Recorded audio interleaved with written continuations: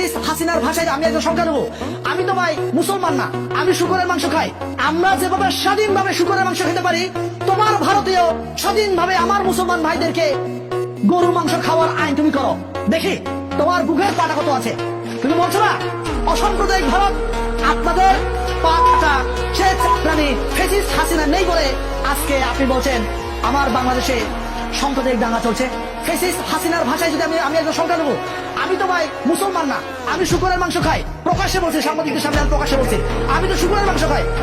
আমি শুকরের মাংস খাই বলে আমাকে তো কেউ লাঠি নিয়ে কেউ মারতে আসে না, আমার বাড়ি ঘর তো কেউ পুরাই দেয় না, আমাদের হিন্দু ভাইদের, খ্রিস্টান ভাইদের, বৌদ্ধ ভাইদের হিন্দু ঘর বাড়ি তো পুরাই দেয় না শুকরের মাংস খাই বলে।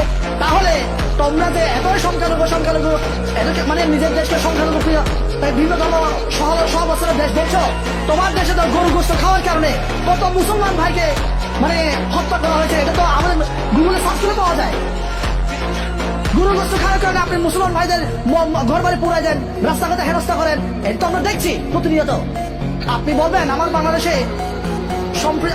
সম্প্রতি দাঙ্গা চলছে, এই ধরনের ভুল বার্তা ভুল মেসেজ আপনার দিবেন আমাদের নামে যেভাবে প্রপাগান্ডা ছড়াচ্ছে। আমি মনে করেছিলাম কি ভারত আসলে সোজা হয়ে যাবে, কিন্তু ভারত সোজা হচ্ছে না। তবে তো সোজা হবে তাও আমার জানা যায়। এরা যে অঙ্কুশকে মানুষ করাইতে পারবো কিনা একটা আল্লাহ আছে না, যেমন সোজা হয় না, যতক্ষণ ডুবে রাখি বাসের ভিতর, বাসের চোঙ্গা যতক্ষণ রাখা হয় তখন সোজা থাকে, বাসের চোঙ্গা যখন মানে চোঙ্গা থেকে যখন বের করে ফেলা হয় আবার বাঁকা হয়ে যায়।